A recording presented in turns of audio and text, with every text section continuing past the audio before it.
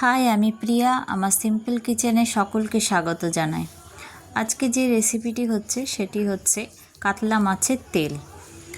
অনেকেই অনেকভাবে রান্না করে, তবে আমি যেভাবে রান্না করি আপনারা রান্না করে দেখবেন, খুব টেস্ট হয় ও খেতেও খুব ভালো হয়। এর জন্য কাতলা মাছের তেল দেখছেন নিয়ে নিয়েছি আমি। কাতলা মাছের তেলটাকে ভালো করে ধুয়ে নেবেন যাতে তেতো না থাকে। পরিষ্কারভাবে নিয়ে একটা পাত্রে রেখে দেবেন।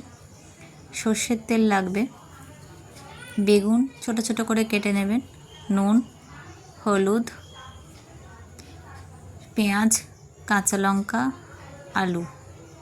এরপরে মাছের তেলটাতে নুন পরিমাণ মতন ও হলুদ ভালো করে মিশিয়ে নেবেন যাতে নুন হলুদ সম্পূর্ণভাবে মাছের তেলের মধ্যে ঢুকে যায়।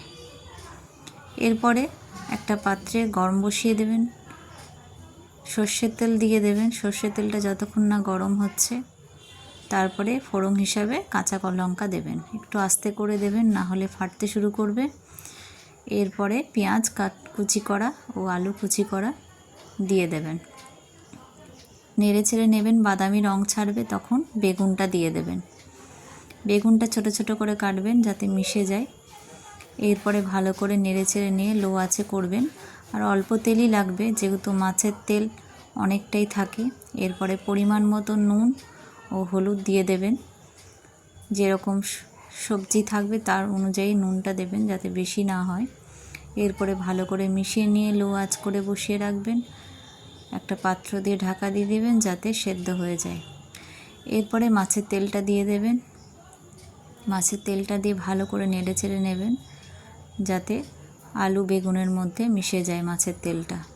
এরপরে লো আঁচ করে রেখে দেবেন। দেখুন কত সুন্দর কালার এসছে, খেতেও খুব সুন্দর হয়েছে। দেখছেন কতটা সুন্দর হয়েছে।